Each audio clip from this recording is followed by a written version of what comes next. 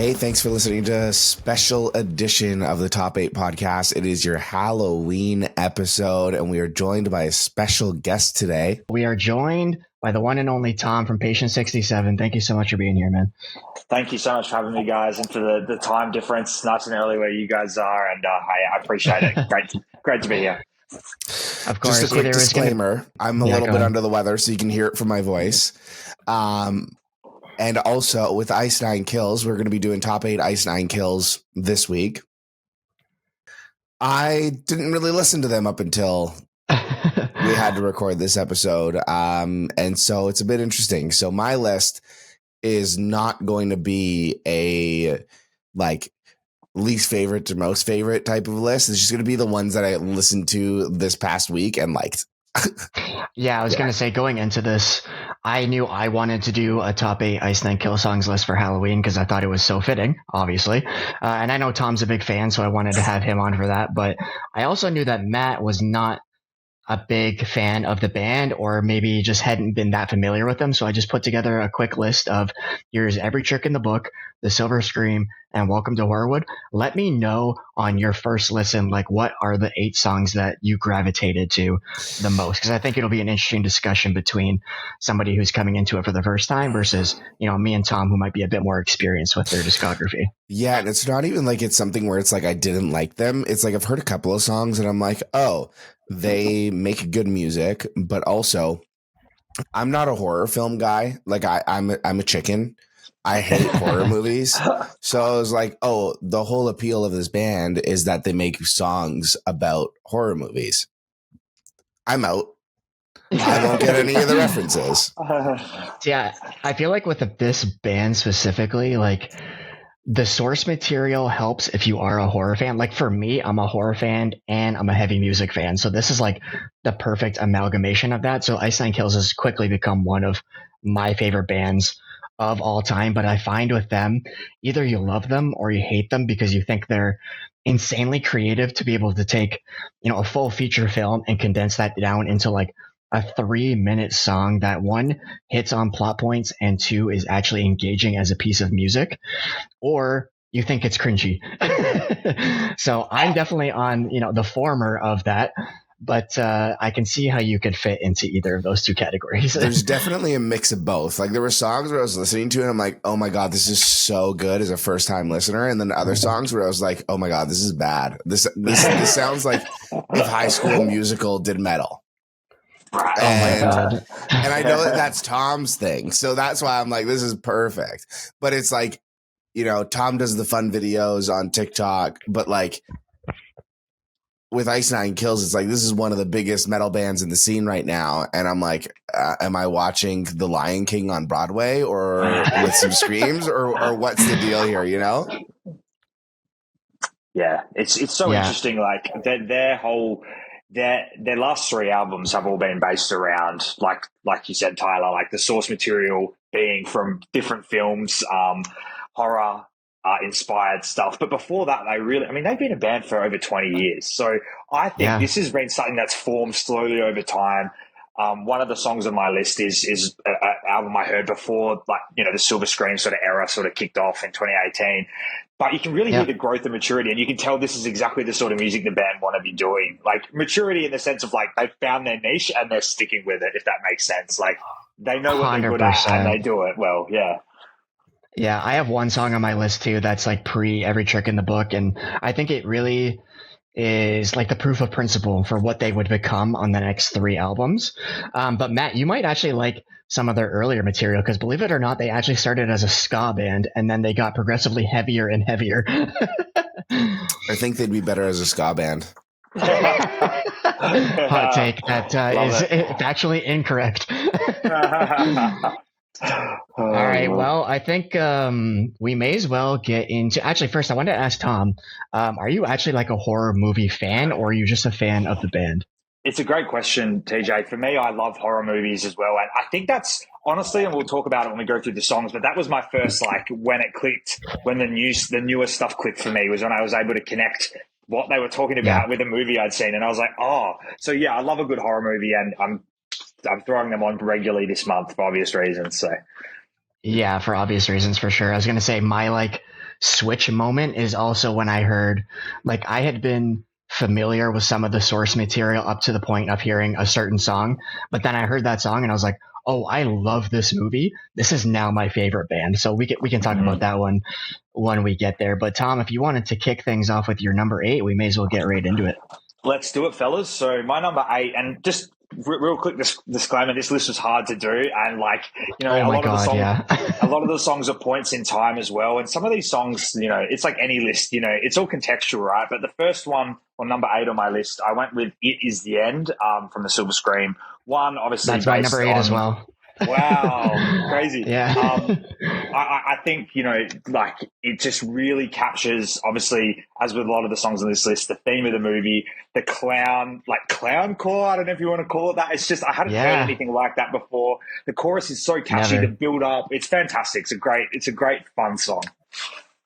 Dude, I was gonna say, like, when going into this list, I narrowed down their discog to like 16 songs, and I was like, oh my God, I have to cut this in half. Are you kidding me? But I knew that this one had to be on there because as soon as they put out this song, I was like, you guys now have the closing song for every single live show you're ever gonna do again. It's so finale coded, and the fact that they incorporated a clown horn into a metalcore song, unheard of.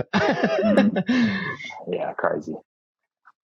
So yeah, I love that one. Number 8, Matt, what you got at number 8? I want to say that's my number 8 too, but I'd be lying. I put Bloodbath and Beyond. Ooh, okay, good song. Don't ask me to say anything about the songs. I'm just like showing you the songs that I liked when I was listening. I was like, these are songs that I liked. Okay, I'm pretty sure that one's based on Dracula, and it is a banger of a tune. I feel like my top 4. Actually, maybe I shouldn't reveal that because I still have some of those songs on my list. But it's among the top 4 of my favorites on every trick in the book. I'll say that. Yeah, I was like, these are the songs on my list are the ones where, as I was listening, I was like, ooh, this is a good one. Like, and so I'm just like, but like I haven't listened to them enough to properly rank them. So that's why I said like my number 1 could be number 8 on this list, but like I won't know for another month of listening to these guys, and my list might totally change. 100%. I feel like this one is a little less on the theatrical side, like you were complaining about. Like the very first song on every trick in the book, Nature of the Beast, like they have that big musical theater like intro, and I'm like, Matt is not gonna like this, but I'm glad that you picked up on at least some songs from that record. Yeah, there weren't that many from that record. The record was the record that I think I liked the most was the Silver Scream. Yeah, that makes sense. Tom, you want to go with your number 7? So number 7 for me, I mentioned there was a song on my list that predated the Silver Scream stuff, and for me that was "The Power and Belief." I love that song. I really enjoy that. Like the reason I picked that one is because that was like my first real exposure to the band. Like hearing that song for the first time, it reminded me a little bit of Earlier Day to Remember. I just really liked like the really catchy chorus. The kind of uplifting like lyrics, and it really just got me hooked on the band. So it's got a special place for me as an Iceland Kills fan, and that's why it's on the list. Nice. That's a great pick. I also had my Every Trick in the Book song at number 7, but I went with The Fastest Way to a Girl's Heart is Through a Ribcage, just because I think that chorus is so massive, and you really get a sense of like that song has a very like horror aesthetic, even though it's not based on a certain movie or like book or anything. So it's like you can really see what they're going to become over the next 3 albums. So I went with that one at number 7. Nice. Good pick. I went with Rainy Day. Okay. That was another one that I liked. Interesting. Honestly, Rainy Day, when Welcome to Horrorwood first came out, Rainy Day was like my least favorite song. I don't know why. They had like some strange production on the vocals, I think it was, that like really threw me off. Eventually I came around to it, but it definitely didn't make my list, but it always threw me off. But it's interesting that you picked that one because it is popular. It is. It's growing on me a lot. I also want to say one thing that I did not do for this episode, and I swear on my life, is I did not look at the top tracks on Spotify. I legit listened to the albums that TJ sent me, and as I was listening to the albums, I was like, "Oh, this one sounds good. Save it to library. Oh, this one sounds good. Save it to library." And it was like, these are all the songs that I like. And my number one is the one that really, really stood apart, where I was like, this is my fucking favorite song that I've heard so far, and I want to hear it again. Okay. Nice. I like the immediate perspective. Yeah. Tom, you want to jump to your number 6? So number 6 for me, I went "Farewell to Flesh" from Welcome to Horrorwood. Again, I think there's something in these closing tracks. We said "It Is the End" is a great closer. I thought "Farewell to Flesh" was absolutely huge. The chorus is just something like these choruses that they do with the like. It almost like it's just like levitating. Like it's like a big finale of like Matt alluded to, like a musical you'd see on Broadway almost. I can imagine that happening while I'm listening to this song. Again, similar to "It Is the End," the really sort of like soft sort of intro setting the scene for what's to come. Absolute banger. Yeah, honestly, I was between that one and "It Is the End" for my 8th spot, just because like I know I want one of the finale tracks, and I just feel like "It Is the End" hooked me a bit more than "Farewell to Flash," although I do love that song. I also love I forget what the traditional like riff is in that. It's like the B riff or whatever. And I was like, I can't believe that they actually incorporated that into a metalcore song. It's so cool. Yeah, dude. That's sick. Where'd you go for my your number 6? Yeah, my number 6 is Ex Mortis. This was the very first song I heard off of Welcome to Horrorwood, because when they were putting out the record, every city had like a different song that you could go find. It was like this like scavenger hunt thing when they were doing the record. And Toronto was Ex Mortis. It was the first one that I heard. And it immediately hooked me, even though I'm usually more of a fan of heavier Ice Nine Kills. This one with like the swing sort of like aesthetic of the heavy music, but with that sick breakdown, I was like, something about that is just clicking in my brain. And ever since then, every time it comes on, I'm like, oh yeah, I'm going to dance to this every single time. So I had to put it on my list. That's a good pick. Yeah. Matt, what you got at 6? Freak Flag. That's a good pick. I think that's an underrated song off the Silver Scream, to be honest, because I feel like that one and Savages were always really similar from the Silver Scream, but I always gravitated towards Freak Flag versus Savages, even though Savages is a bigger song. So I respect the pick for sure. I'm like, I don't know why that one sounded so familiar right off the bat. I don't know if I've heard it before, or just like an internet thing of people being like, let your freak flag, or like fucking Miley Cyrus or some shit was like talking about a freak flag. I don't know, but it was a cool song. Okay, I love that. Tom, what you got at 5? So I got "Enjoy Your Slay" at 5. Dude, that song's such a banger. Like the breakdown, like the, shining like so incorporation. And again, like I think this was the first single they put out off the Silver Scream when that album was rolling out. So I think this was a lot of people's first exposure. Like Ice Nine Kills fans were already fans, first exposure to what they were doing with these new records. And dude, didn't they just absolutely nail it? Like the puns, like the incorporation of the different sound effects. I'm such a fan. And the last breakdown where they've got the twins, saying, "Daddy, come play with us." Like, play with us? Yes. So sick. And I feel like Matt alluded to it a bit before, but like that line between like theatrical, like really well done, and cringe, it's just walking it. But I love it, and I'm here for it. I know. Honestly, when I was saying before that there was like a turning point, we're going to talk about this song a little bit later for me, because this is one of my favorites of their discography for sure. Even the chorus is so catchy, or like it's so witty. Like, don't overlook the past, like the Overlook Hotel. I'm like, everything that you guys think of in terms of lyrics just absolutely blows me away in terms of the source material. But like I said, we'll talk about that one a little bit later too. I feel like I finally made a right choice in all of my thing, because that's my number 5 as well. Enjoy Your Slay. Oh, nice. Cool. Yeah, it's a super underrated pick. Like, I feel like not a lot of people gravitate towards it from that record, but it's one of my favorite. It's actually is my favorite off of that record for sure. Wow. Love that. My number 5. Sorry, you go to it. Yeah, I was gonna say, I think we just did your number 5, right, Tom? So my number 5 is Me, Myself, and Hyde. I just really love like the duality in the vocals for this one. I think there's one more song on Every Truck in the Book that's going to make my list, but this one always has that like chaotic energy of like Dr. Hyde and Mr. Jekyll. So this one always really stuck with me. And I think it's my wife's favorite from this record as well. So like anytime we go to listen to their shit, this one always comes on. So it's just kind of stuck with me too. The chorus on this song is absolutely fantastic. I know you just mentioned it, but it always catches me whenever I'm giving the album a spin. This is definitely one of the ones that stands out. One of my favorites off this record. I always forget how good it is until I'm like revisiting it. I'm like, oh my God, yeah, I got to listen to this song more. Yeah.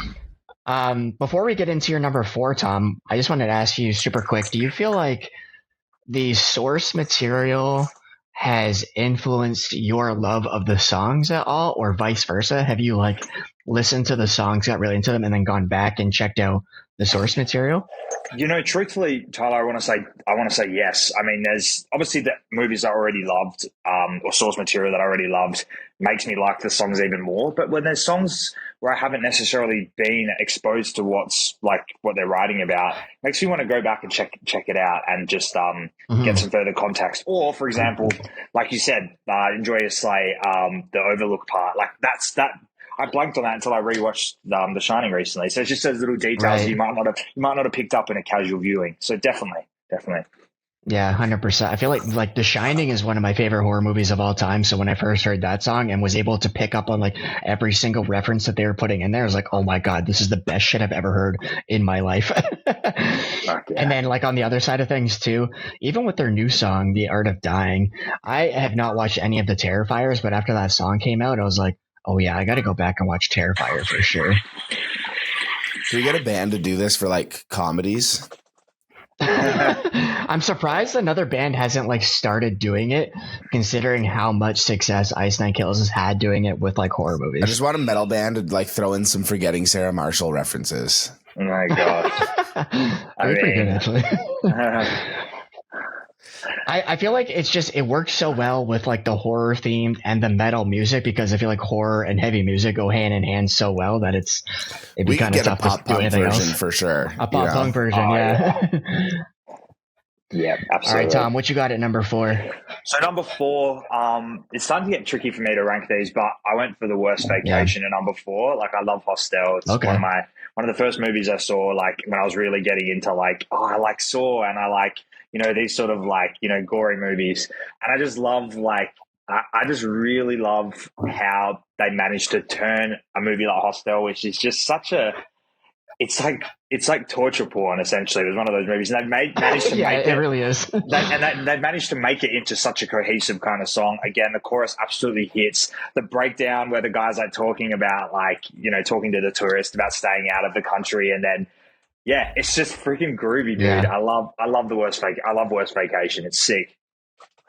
Yeah, honestly, the groove in that song is so, I don't know. It's so engaging. I don't think I enjoyed it as much like on the first listen, but it grew on me so much and quickly became one of my favorite tracks for sure. My number 4, I have Stabbing in the Dark, which I just love. Honestly, again, going back to Heavy Ice Nine Kills, and the breakdown in the song is so sick with like where like the cops are talking and it leads what is going on over here? Matt Matisse. Stabbing in the Dark. Oh, yeah, okay. I was like, what the hell is this guy doing? Pretty much. But the breakdown of the song is so sick with like the police chatter that starts and then the dun, dun, dun, dun, and the stabbing sounds going with the breakdown of the music is just, it's incorporated so well. Always was one of my favorites. And I love Halloween, so that definitely helps. 100%. It's a great pick. My number 4 is probably the only movie reference that I've either picked up on or actually watched, Hip to Be Scared, because I'm guessing it's American Psycho, and I liked American Psycho. Yes, I put this on there because I think this is one of the few songs that I listened to before this whole episode, and I was like, oh, American Psycho song, I'll listen to this one. Oh, I like it. Thank you so much for taking us back to that moment for you. There you go. I told you, lots of input from me today. Yeah. Honestly, it's a good pick.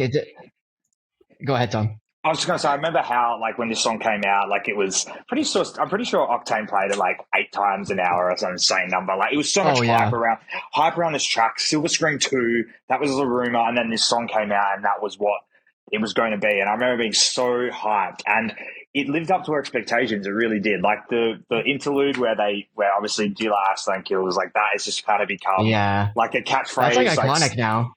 It's iconic, and they nailed it. And the first single back from this album had to hit, and I think they did a really good job with bridging the gap between what they did on Silver Screen 1 and then introducing people to what would come on Welcome to Horrorwood.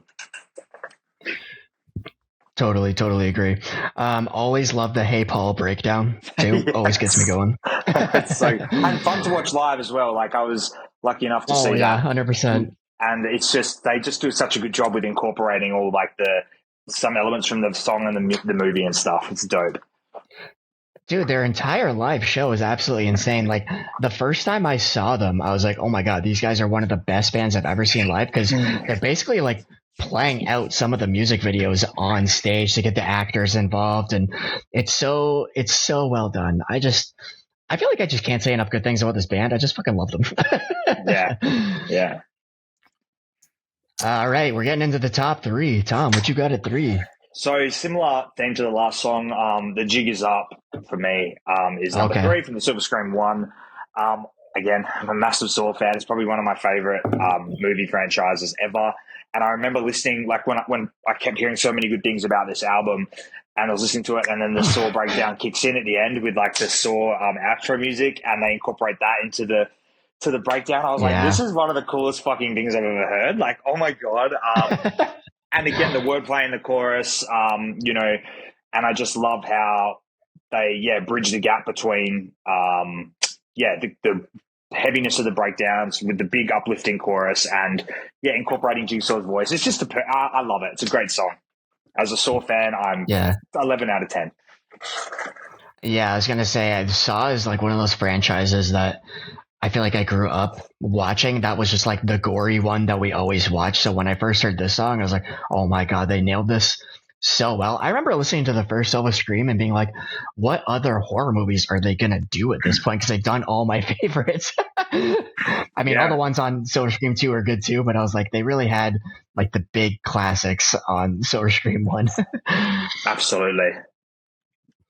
My number 3 is Communion of the Cursed, and this was like the first Ice Nine Kills song that I remember absolutely loving. Like I would only really listen to them in terms of singles. Like I hadn't really heard anything up until this point, and then I heard this one and I was like, oh, these guys are super sick, but I didn't really get like the reference at the point. It was only once I got into their later material that I went back and was like, oh my God, like all these are based on something. But in terms of musical aesthetic entirely, like Communion of the Curse is so sick. It's so heavy. Love the breakdown. It's a classic at this point. Definitely.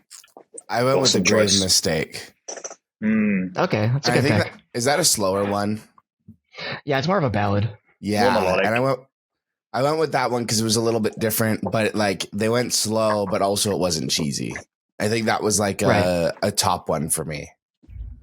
Yeah. No, it's a good pick. It's one of their more popular songs for sure. I feel like I didn't really gravitate towards it because I didn't really watch The Crow and I didn't really get the references as much as I got every other song on the record. So I kind of steered away from it, but it is a good song for sure. Live it hits too. I'm the same, Tyler. I like the song and it's objectively a good song regardless of the material. But I think I was so caught up in all the different references, I did understand that one sort of went under my radar. But I'm sure they played it live and I saw them, and it's really fun to watch live as well. Definitely. Yeah, see, for me, I don't get any of the references. So for me, it's just strictly music, right? Yeah. I'm learning from you guys right now what half of these songs are actually about. Like, I have The Jig Is Up as number 2 because I was like, this is just a fucking sick song.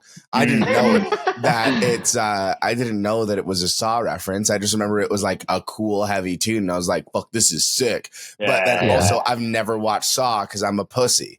It's not for everybody, man. Let's be real. 100%. Especially the Saw franchise. It's gory as fuck. Yeah. So I just spilled my number 2. Yeah, that was your number two. Tom, what you got it to? So my number two, I went for the shower scene. Probably, well, it is my Yeah. favorite song off Welcome to Horrorwood. Obviously, the iconic breakdown, with the string just fucking like I'm so here for Yes. that. Seeing it live, that definitely influenced my pick here because I just think it translated well, like really well in the live environment. But the chorus is just absolutely killer on this one as well.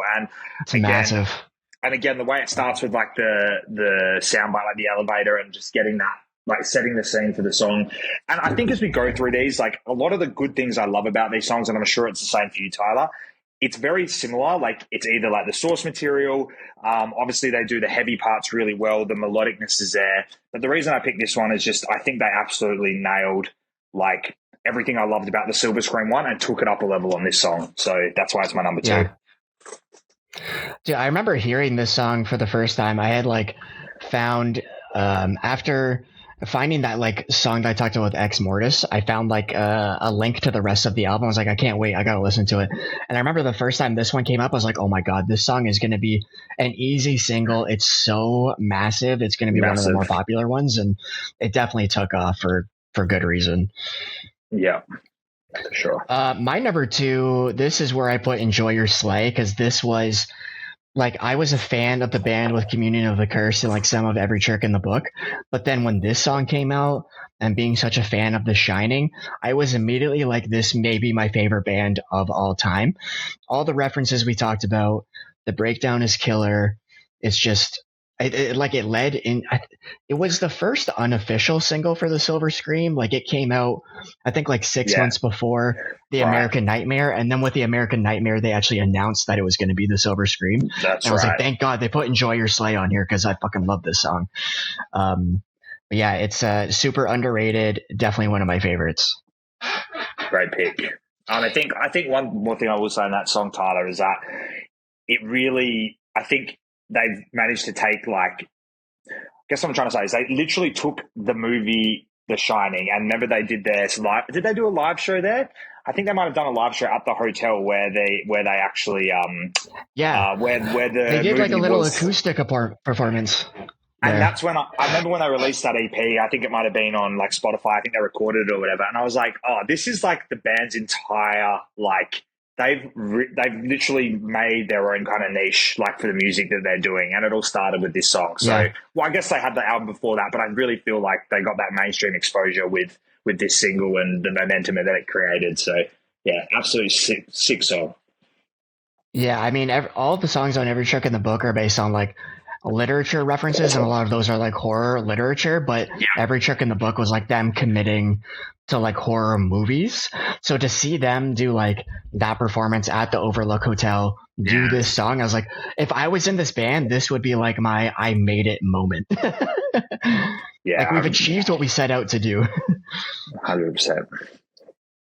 Super cool. All right, well, we're at our number one. So what do you got at the number one position? Your favorite Iceland Kill song?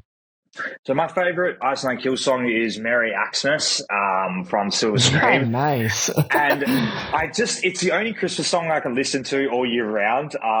I love the gutturals on the breakdown. Just tickle my soul in a way that music like it Yes, does for so at the good. best times. I think that's when I was like, I remember listening to the album and I was like, oh my god, this band really just even it's so funny because even you think about a band that only does some people go, oh well, their whole thing is they just do like movies or they just do literature around horror. But this song really showed they don't really care when it comes to creativity. Like they'll do whatever they want. Like they've got the huge like jingle bell type chorus, the massive guttural Yeah. breakdowns. They're just the samples. It's really just like the Silver Scream on steroids. And I love the song so much just because of how fun it is, but also I think it's just such a really cool song. It's well written, and I keep coming back to it again and again. So it's my number one. Oh my god, I love that this is your number one because it was always one of my favorites too. And I was like, nobody's gonna have this on their list. I'm not gonna put it on mine. But the fact that it's your number one, I was like, fuck, I should have put it on here. They I go will like, say, Tyler, just quickly. I think like I'm doing some Christmas related stuff like with the band at the moment because like even though it's October, it's like you got to do it now, right? Because it's going to be November soon, yeah, and I was like listening to some Christmas stuff, just unrelated, like, had some playlists, like looking for songs, and this came on and I was like, fuck, this is such a banger. So I think it's just my recency bias has got we this get a squarely Patient at number 67 cover of Silent Night. Like I want like a heavy metal Silent Night. We have done a Christmas song this year, but it's that was on the short list. But yeah, so we'll be getting a Christmas song out this year. Yeah, so little teaser for everybody. I like it. and I came back to this one on my playlist because I have like a Christmas playlist, and that was on there. I was like, obviously, it didn't fit with the other like traditional Christmas songs, but yeah, amazing song, and I keep going back to it. Merry Xmas is so good too because they go like full deathcore, which I was not expecting from them whatsoever, and I love when they do it. Like on Welcome to Horrorwood with Take Your Pick with fucking Corpse Grinder, that shit goes so insanely hard too. I love that one as well. Now for every future album they do, they have to include one like slammy corey deathcore moment, and I feel like that was the one on the Silver Scream. It took people by surprise for sure. I also love that they've never wavered on the heaviness. I was so worried going into Welcome to Horrorwood that they were going to move completely towards like A Grave Mistake and those like Savages sounding songs. Yeah. But to Take Your Pick came out and I was like, oh my God, these guys, they're not slowing down. Even like The Art of Dying, I was like, you guys are going like insanely heavy on these breakdowns. Like, don't give this up. It just shows that like you don't have to compromise on heaviness in order to get like basically attention in the scene, which is so sick. Matt, did you want to do your number one? Yeah. And I'm actually surprised that my number one wasn't on your lists at all, because I just looked at Spotify like a second ago and I'm like, it's one of their top songs. And I was like, I wonder if my number one is a top song or not. And it is The American Nightmare. Yeah. I think that's like the prototypical Ice Nine Kills song. Like if I'm going to show anybody what an Ice Nine Kills song is, I'm going to The American Nightmare because it has a bit of like this is the horror aesthetic for them. This was them leading into the first Silver Scream, massive chorus, sick breakdown. But I feel like it's almost overplayed at this point for me, where I prefer some of the deep cuts. Okay, yeah, because with this one, I was like listening to it all, and this is the one that I gravitated towards the most. And I'm like, this is the Great one. song. If I had to take one song from everything that I listened to and put it onto like a regular playlist, that would be the one. Yeah. It's a great choice. I think it's the opener to the Silver Scream. Like, yeah, similar to Tyler. I've heard it so many times. It sets the scene perfectly for the album, and I think they play that live pretty regularly as well. I think it's a banger. It's a staple on their live set for sure. Yeah. Yeah, I know you definitely made a good choice on that one. It's an easy pick for a good Ice Nine Kills song. I was like, look, I think it's like their second most streamed song. I got to look at it here again. Yeah. Because that would make sense. I want to say like A Grave Mistake or Rainy Day would be number one. Or A Grave Mistake is number one, and then The American Nightmare is number two. Hip to Be Scared number three, and then Rainy Day. So I was like, okay, cool. I actually have some of the more popular ones. I'm like, good to know. Yeah, I'm like, you're the majority. This is totally wrong, and I just like went in totally blind with this one. I just listened to the albums, and I'm like, what songs do I like? And I just picked the singles. I spotted the singles. We know you work in radio, Matt. We can tell you got an ear for it. 100%. Love it. What's your number one, TJ? My last one is Funeral Derangements. And I feel like this was the Welcome to Horrorwood version of Stabbing in the Dark, of just like basically everything I love about the band in one song. Like a massive chorus, the double breakdown where it comes back slower at the end. That shit goes so hard. Like Sometimes Dead is Better, just leading into that like crazy breakdown. Absolutely love it. I was never like a huge fan of Pet Sematary, but I love this song so much that I went back and watched like the old one and the remake that they did. And I'm like, okay, I actually love these horror movies too. So it almost gave me like a new appreciation for the source material too, which I thought was pretty cool. So yeah, I always just, whenever this one comes on, I'm like, oh, it's go time. Like it's time to throw down in the pit. Absolutely love this song. I think when they released this song, TJ, I was like, because I remember the singles came out for this album, and it was Hip to Be Scared. Then I think it was Salt and Batteries, and then it was, and then this one. And then I remember being like, okay, like I'm pretty hyped for the album, but like I'd love to hear just like pretty much what I heard on Silver Screen 1, just kind of tying it all together. And I think when this single dropped, I was like, cool, we got the song that really like dials back to theatrics a little bit, focuses more on the heaviness, and it's not necessarily a song for radio. So yeah, I think that's a great choice. Or it's one of my favorites off that album. This one really sold me on Welcome to Horrorwood because I was obviously a fan of Hip to Be Scared, but then Assault and Batteries I thought was just like, remember we talked about that line of like cheesy. It's too much. Like, it's too much. Yeah, it's too cheesy for me. Like they drop like the bitch in the chorus. I'm like, this is not doing it for me. I need something else. And then Rainy Day, I wasn't the biggest fan of because of like the production thing that was just like irking me for some reason. But then this one dropped. I'm like, oh no, I'm full in. We're good. I mean, yeah, I had the same feeling. Good choice. Well, that has been our top 8 Ice Nine Kill songs. What are your favorites? There's so many good ones from their discography that we didn't even talk about. So what are your favorites?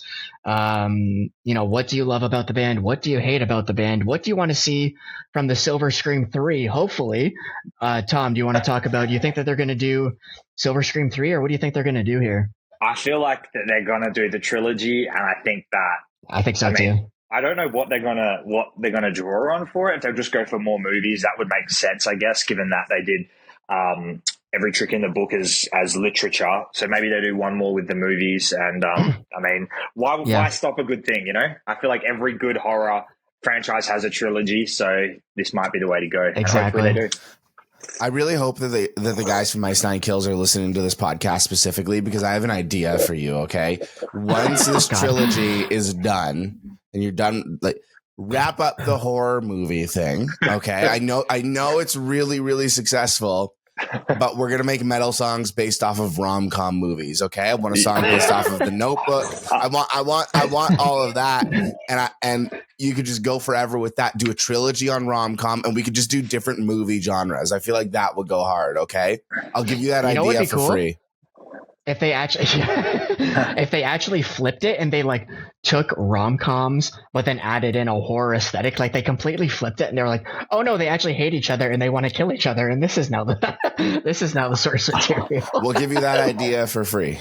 Yeah. I think it was like last year. I'll have to send it to you, Matt, now that you've got the context. But I did an Ice Nine Kills Sesame Street parody and that was so much fun, dude. Oh my God. I'll have to send it to you guys because it's just so stupid. But I tried to like the creativity with the lyrics and the constant puns. And then I was thinking, like, imagine if they did one based on like, rom-coms. Like I was thinking like fast food franchises. Like the list is endless really at this point. Let's just do it.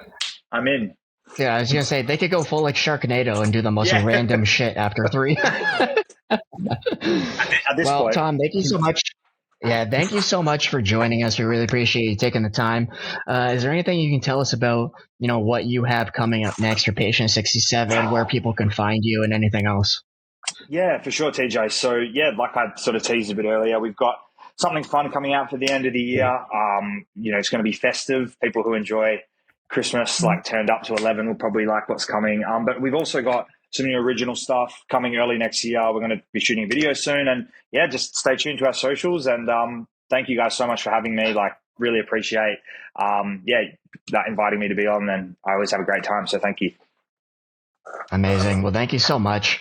Everybody listening, if you enjoy what you heard, please, like, subscribe, go to Spotify, give us 5 stars, all that fun stuff. Please go listen to Patient 67. They deserve all of the attention in the world. Go check out Tom. He does crazy things on his socials. And we hope to see you next week. So thank you so much. See you next week. I got TJ's line this week. Yeah, we flipped it. I love it.